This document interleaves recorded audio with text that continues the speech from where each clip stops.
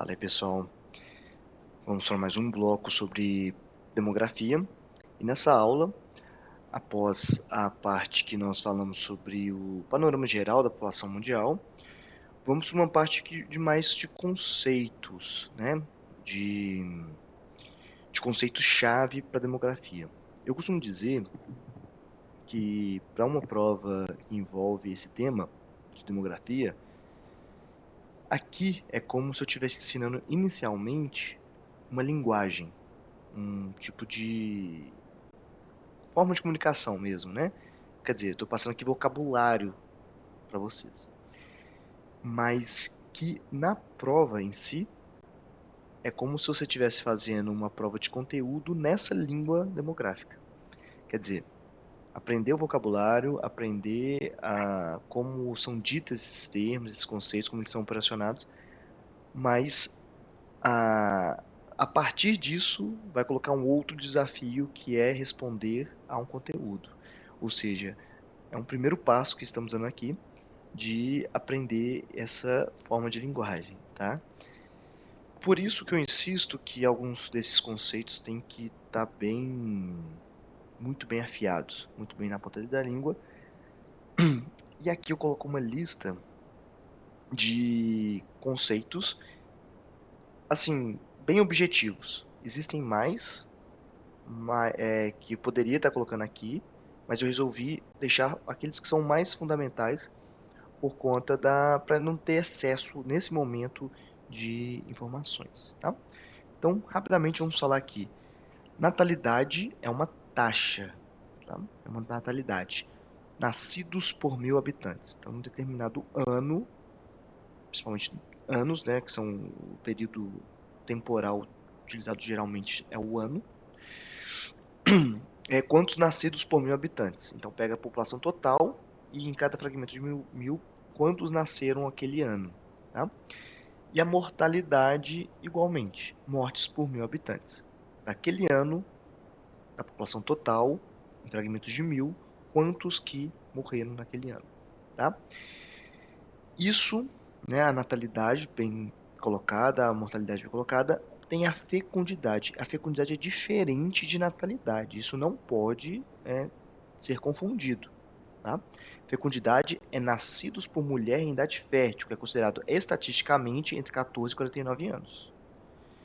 Quando eu falo estatisticamente, é porque não estamos falando aqui de dados qualitativos. Aqui, em nenhum momento, essa definição do que é idade fértil define medicinalmente, né, o que é a idade fértil. Aqui é questão estatística.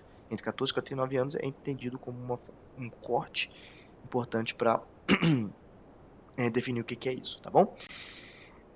Há também em alguns momentos, o termo desculpa, o termo fecundidade pode ser colocado como fertilidade.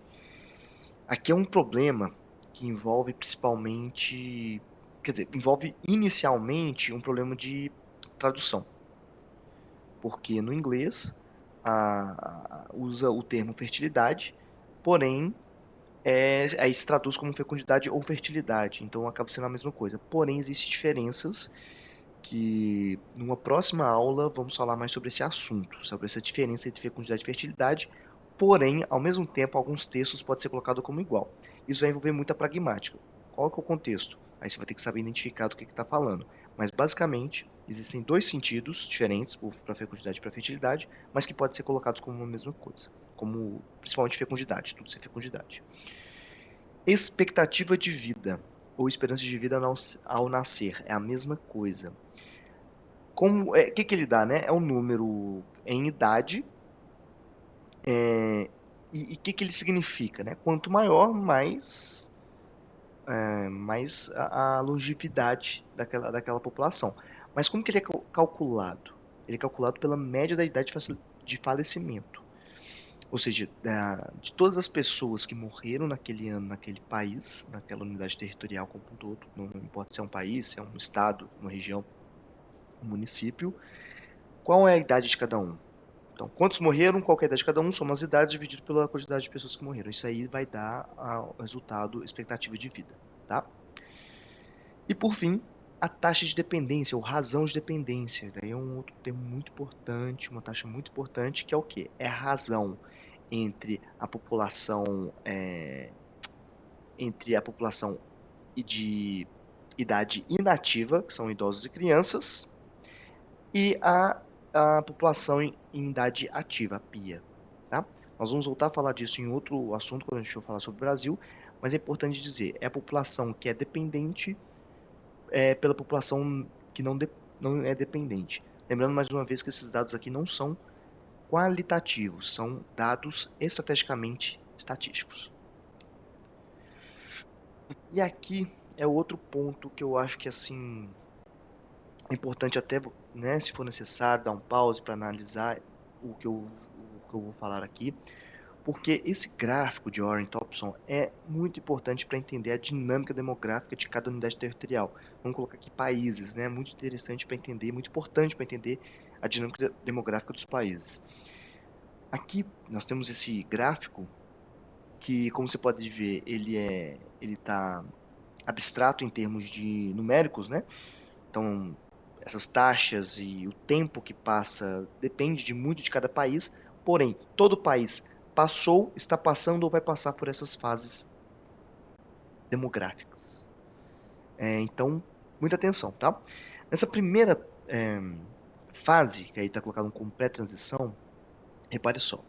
A primeira linha, a de cima, é a linha de natalidade, é a taxa de natalidade. E a linha de baixo é a de mortalidade. Concentre agora a visão nessa primeira faixa, chamada pré-transição.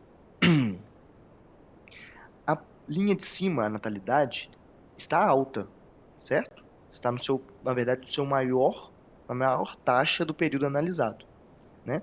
E a mortalidade também está alta.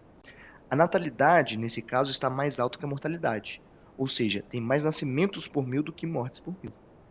Ou seja, há um crescimento da população, um crescimento natural da população, mesmo que seja pequeno, mas há, porque nascem muitas pessoas, apesar de morrer muitas pessoas, sobra ainda um pouquinho para aumentar a população. Essa pré-transição, aí corre ali para a descrição. Isso aqui são umas características importantes para a gente citar, né, que é uma população majoritariamente rural e com poucas condições médico-sanitárias. Essa fase é imemorial e não tem tempo definido de duração. O que está dizendo? Que o mundo, desde quando é mundo, né, quando tem ser humano nele, vem nessa faixa pré-transição. O que houve aí de diferença entre as diferentes épocas passadas? Às vezes a natalidade podia aumentar, às vezes a mortalidade podia aumentar, mas basicamente ficava todas muito altas e muito próximas uma da outra. Às vezes a mortalidade podia ultrapassar a natalidade, tendo uma redução geral da população, como guerras e doenças, epidemias, etc. Mas que a natalidade depois volta e ultrapassa a mortalidade para a população que está crescendo. Caso contrário, se a mortalidade sempre continuasse maior que a natalidade, haveria uma extinção da espécie, que não é o caso. Mas essa fase pré-transição, ela não tem um momento que a gente pode dizer assim, ou o início dela. O que se sabe é que há um momento que ela termina e aí inicia essas transições demográficas, tá? Outra coisa muito importante para dizer. Aqui caracterizo a relação da população entre rural e urbano. Mas muita atenção nisso que eu vou falar. Não há uma relação de causa e efeito entre urbanização ou população rural e a dinâmica demográfica. Mais uma vez dizendo, não há uma relação de causa e efeito. Existem processos que ocorrem de forma conjunta, mas que não necessariamente um leva ao outro, tá bom? A urbanização não por si só significa alteração da dinâmica demográfica. A urbanização vem junto com outros fatores e esses fatores também afetam a demografia, tá? Então são coisas que vêm em conjunto, porém não é exatamente o fator. A urbanização pode de alguma forma influenciar na demografia? Pode, mas não é o principal fator de diferença. Dizer que a urbanização é aquela que modifica a demografia, isso não é tão bem verdade, visto os dados que mostram que a urbanização não afetou em primeira mão a quantidade da fecundidade, por exemplo, da população. Isso veio por outros motivos que nós vamos ainda explorar ao longo dessa aula aí de demografia, principalmente quando a gente fala sobre Brasil. Tá? Então, Atenção a isso. Não é errado correlacionar urbanização e diferença demográfica, mas muito cuidado ao estabelecer alguma relação de causa e efeito, tá bom? Daí, o que acontece após essa pré-transição? É a primeira transição que a gente pode chamar como explosão demográfica. Olha o que acontece. A natalidade se mantém, ou até mesmo pode aumentar, e a mortalidade decaiu rapidamente. Vamos pular ali para a descrição. Início do processo de urbanização, geralmente acontece nesse início do processo de urbanização, com o início de infraestrutura médico-sanitárias. Essa fase tem a duração concomitante com o ápice do êxodo rural e o processo de urbanização. O que aconteceu aqui? Há uma redução drástica da mortalidade, principalmente pela chegada de, resumindo aqui nessas condições médico-sanitárias, vacinas e medicamentos, como o antibiótico. Isso reduz drasticamente a quantidade de mortes prematuras, principalmente mortalidade infantil, que é a mortalidade que acontece entre 0 e 1 ano. Tá?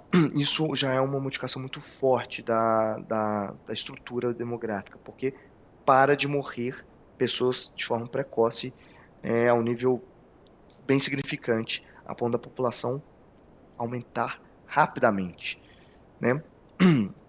A explosão demográfica é isso, um rápido aumento da população. Na segunda fase de transição, o que nós temos aqui? Olha só para o gráfico. Se a mortalidade ainda está diminuindo, mas agora num ritmo menor, a natalidade é que cai. Isso acontece pela queda da fecundidade, tá? Que é o número de filhos por mulher em idade fértil. E aqui entra algo muito interessante, que é a fase na qual o Brasil e muitos países emergentes se encontram, e ela pode durar mais ou menos tempo, dependendo da rapidez em que esse processo, da intensidade dos fatores que levam a esse processo, tá? Essa fase a gente chama também de bônus demográfico. A descrição: processo de urbanização avançado, com maior acesso das mulheres à educação, à saúde, né, que é o auxílio pré-natal, e ao mercado de trabalho, portanto, renda. Essa fase tem valor expressivo da população em idade ativa, que vai de 10 a 65 anos, segundo o IBGE, até a volta do crescimento da taxa de dependência com o envelhecimento da população. Mas o que é importante dizer aqui, que o que leva, né? Nós entendemos aqui o principal fator que reduz a mortalidade. Agora, mas o que leva à queda da natalidade?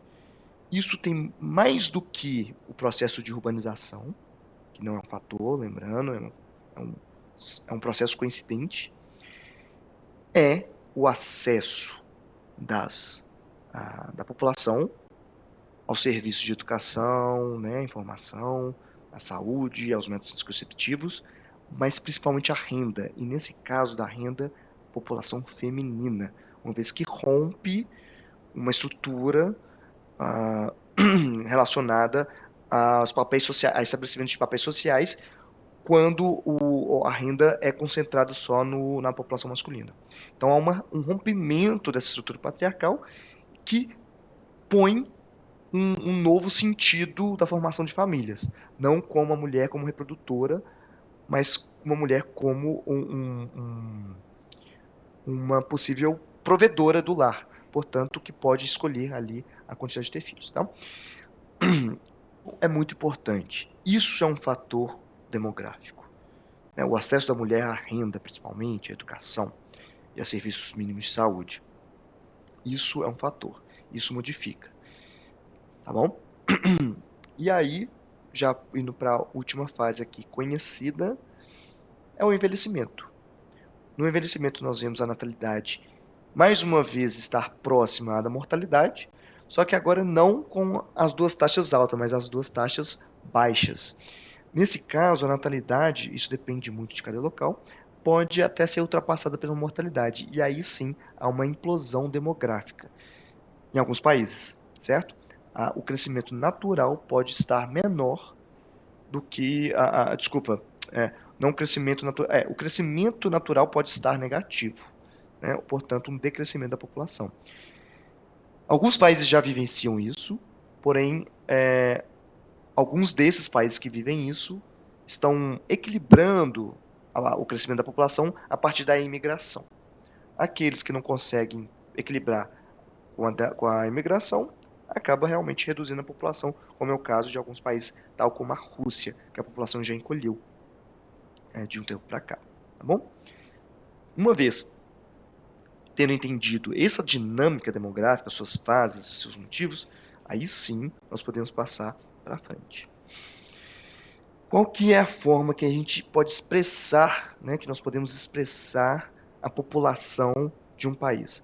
Aqui nesse caso, o gráfico mais utilizado e mais eficaz são as pirâmides etárias, que que distribui a população entre gêneros, homens e mulheres, e por idade, por faixas etárias. Então você pode ver ali à esquerda, né? No eixo de 0 a 4, de 5 a 9, de 10 a 14, até chegar ali no 80 mais. Parênteses importante aqui. Devido ao aumento da expectativa de vida do Brasil, o IBGE já mudou. Hoje não é mais 80 mais. Hoje tem a divisão dos 80 mais até chegar no 100 mais, porque essa população já se tornou tão significante que se colocasse toda essa população no 80 mais, ela poderia ficar maior e tornar esse gráfico um pouco eficaz na sua representação, né? Então, hoje já chega a 100 mais. E aí, para analisar e ganhar tempo na questão, né? Se cair algum tipo de análise de pirâmide etária, por exemplo. Para ganhar tempo, né, dos seus estudos aí também, de como analisar uma pirâmide etária, bater o olho nessa seguinte relação. A base, que é os jovens de 0 a 19 anos, o corpo, que são os adultos, de 20 a 59 anos, e o ápice, que são os idosos com 60 anos ou mais. Identificar onde estão esses públicos aqui na pirâmide etária e já entender qual que é o movimento que está acontecendo. Outro detalhe importante, pirâmide etária é estática. Estamos mostrando aqui, estamos representando a população num determinado momento. Já tive, né, eu digo isso porque eu já tive contato aí com alguns estudantes que tiveram a impressão que era uma evolução da população, como se ela estivesse reduzindo. Não, isso aqui é o estático. População em determinado ano. Essa é a distribuição por idade, tá bom? E aqui, já de cara, podemos analisar o seguinte. Nessa pirâmide, qual que é dessas partes da pirâmide, né, a base do corpo e da ápice, qual que é a parte mais alongada? Se você quiser dar um pause e analisar com calma, ok. Mas eu já adianto, é a base. A base dela está mais larga e está desproporcional ao formato de uma pirâmide, correto? Ao formato de um triângulo. Isso revela o quê? Que o país tem mais, esse local, não importa o que, qual unidade territorial, tem teve uma expansão recente de crianças, adolescentes e jovens.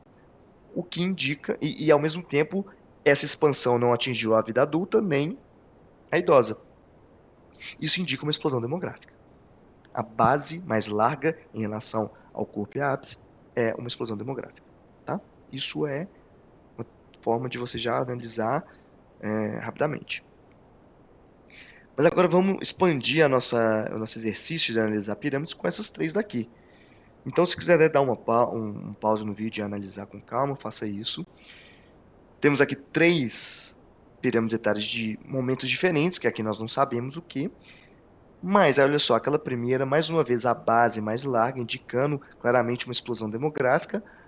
A segunda, mostrando que essa base já começou a afinar, apesar de ainda estar representativa, mas já começou a afinar. Mas a faixa de adultos já está alargando. E a de idosos também em alargamento.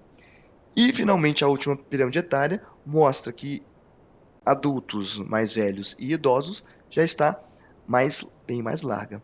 São os outros momentos aqui da pirâmide etária. A explosão demográfica, a transição, o bônus demográfico e o envelhecimento. Na aula sobre Brasil, sobre IPEA, eu vou explicar por que bônus demográfico, mas basicamente porque nessa fase que o Brasil se encontra atualmente, Bônus demográfico porque nós temos menos taxa de dependência, menos idosos e menos crianças em relação ao público em idade ativa. Vamos falar disso melhor em outro momento, mas aí já fica esse gostinho de entender por que chama bônus demográfico.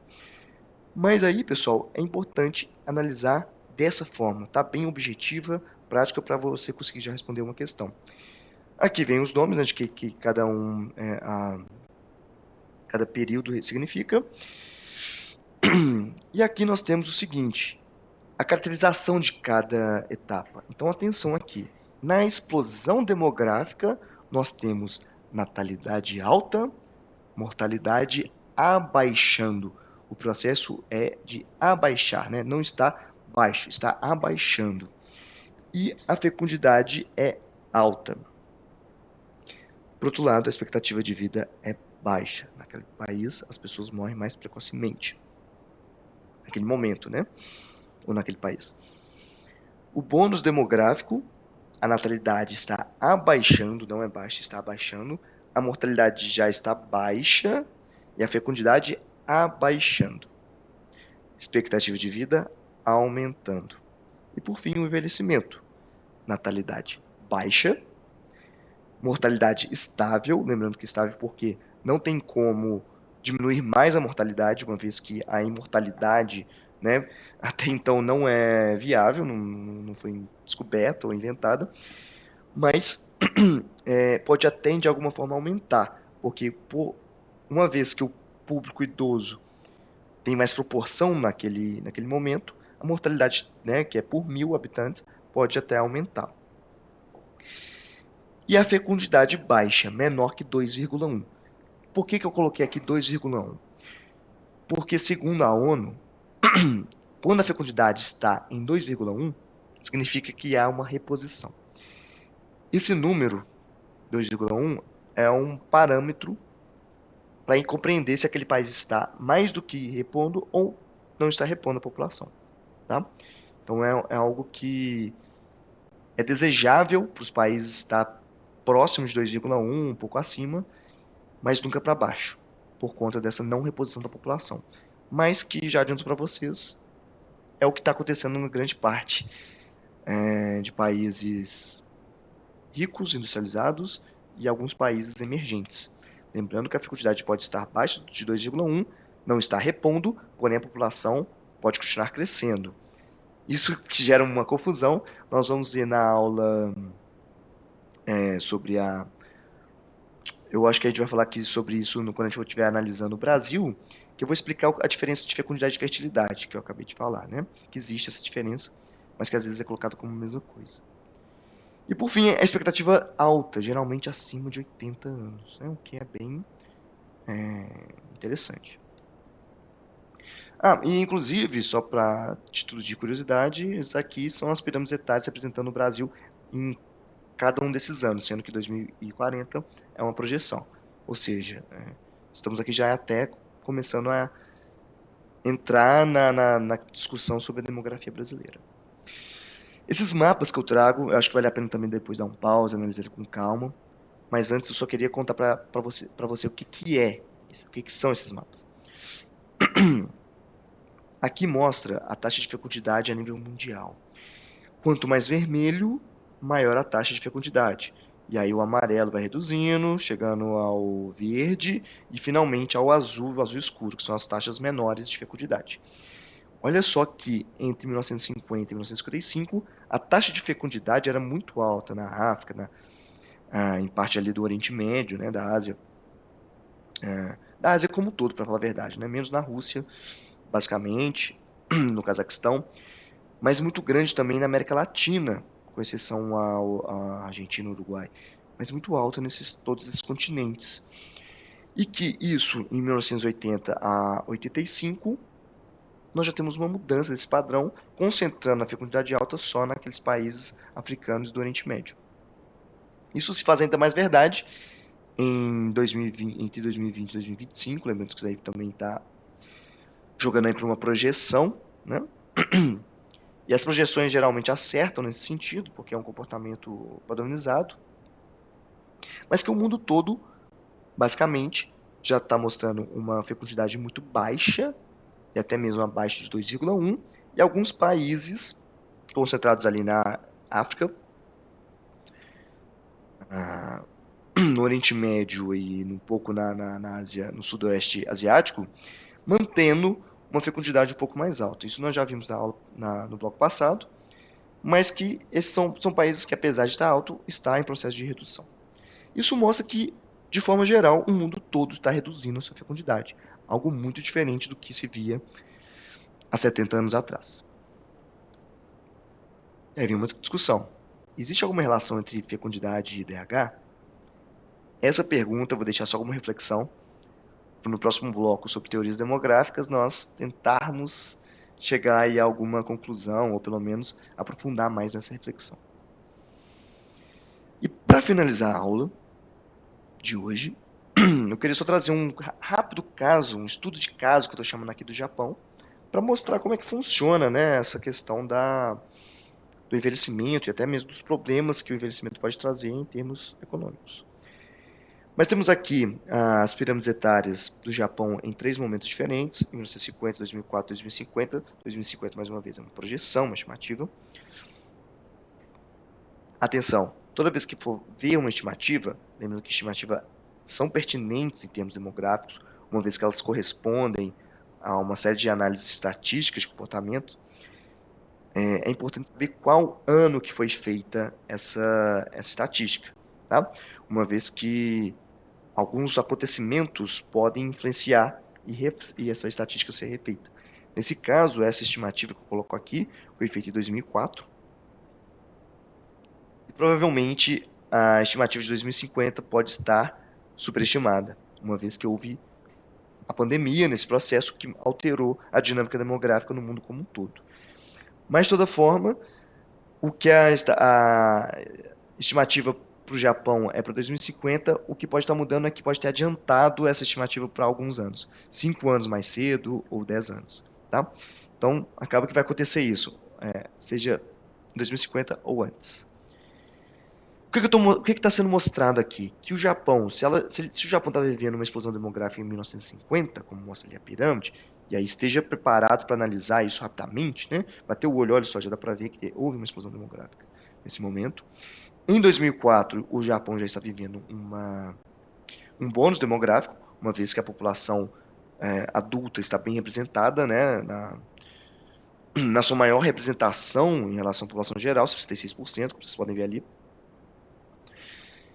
Mas, em 2050 ou antes, essa representação da população em idade ativa vai reduzir para números até menores do que 2050, desculpa, de 1950, e a população de idosos passa a aumentar, né, a proporção bem grande, de 35,7%.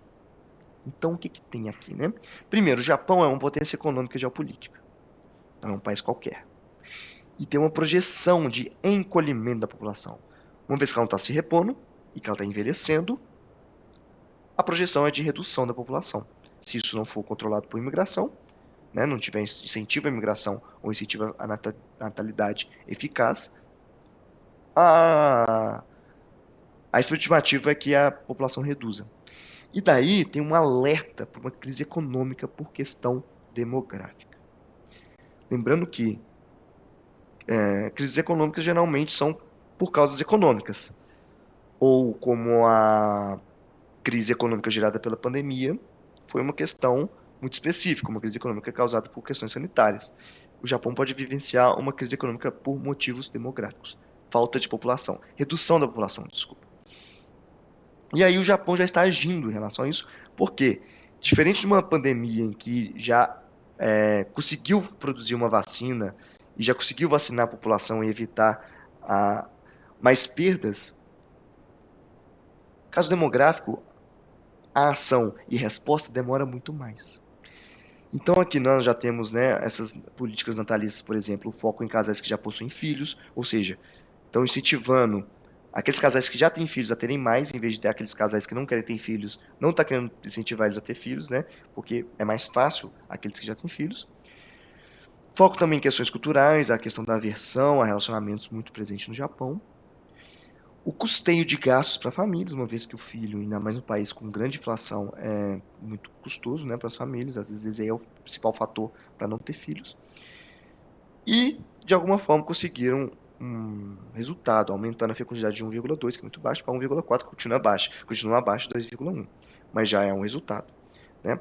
Mas, de toda forma, mostra aqui uma grande preocupação do Japão em relação a isso, tá?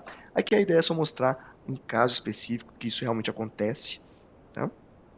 De um país muito importante no cenário geopolítico, e que isso pode ser uma realidade de muitos outros países futuramente, tá bom?